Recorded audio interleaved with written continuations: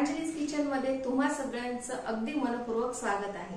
तर चला आपण पटकन व्हिडिओला सुरू करूया। दिवाळी स्पेशल रेसिपी मध्ये आज आपण बघतोय पाकातले रवा आणि खोबऱ्याचे एकदम मऊसूत असे रवा लाडूची रेसिपी। जे लाडू अगदी सहज तुटतात आणि तोंडात टाकताच ते विरघळतात। मी तुम्हाला इथं माझ्या अंगठ्याने हा लाडू एक तोडून दाखवते। हे बघा किती मऊसूत झालेला आहे हा लाडू।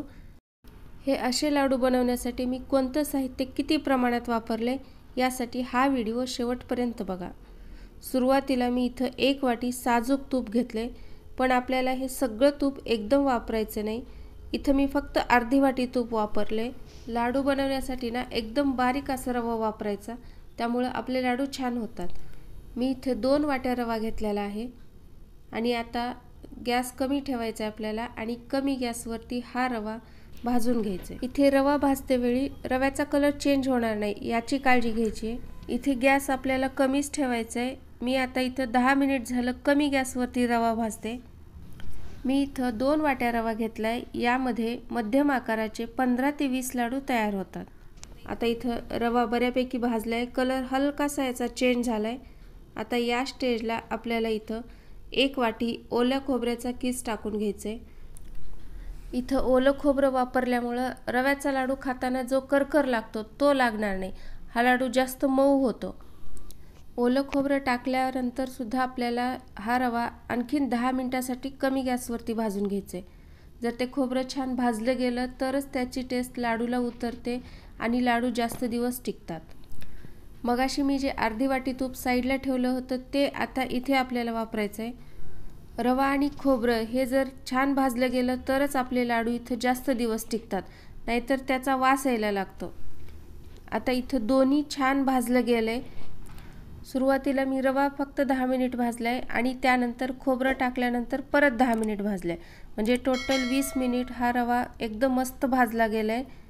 वास पण छान येतोय। आता हा रवा एका भांड्यामध्ये मी काढून घेते। हा पूर्णपणे आपल्याला गार होऊ द्यायचा आहे आणि हा गार होतोय तोपर्यंत आपण तिकडे पाकाची तयारी करूयात।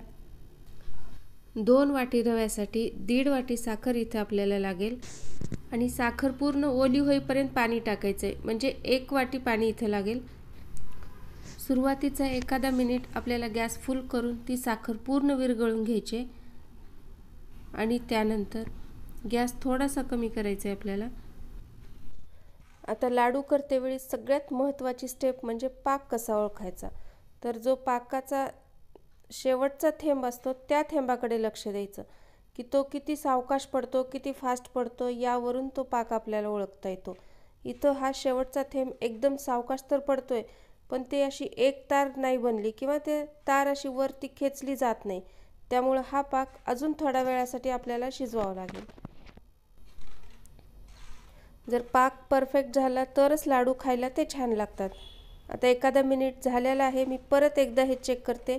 हे बघा आता शेवटचा थेंब एकदम सावकाश पडतोय आणि त्याने तार अशी खेचली जाते, म्हणजे आपला इथं एक तारी पाक तयार झालेला आहे। पाक ओळखण्याची दुसरी पद्धत म्हणजे एका प्लेटवरती पाक घ्यायचे आणि त्याला फुंकर मारून गार करायचे आणि गार झाल्यानंतर हे बघा हे अशी त्याला तार आली पाहिजे, म्हणजे आपला इथं एक तारी पाक हा तयार झालाय। लगेचच गॅस बंद करायचा आहे आणि गार रव्यामध्ये हा गरम गरम पाक टाकून घ्यायचा आहे। पाक टाकल्यानंतर इथं मिश्रण थोडंसं पातळ वाटेल, पण 5 ते 7 मिनिटांमध्ये रवा लगेचच पाक शोषून घेतो आणि ते मिश्रण घट्ट होतं। तर एखादा मिनिट आपल्याला ह्याला झाकून ठेवायचं आहे, म्हणजे पाक रव्यामध्ये छान मुरला जातो।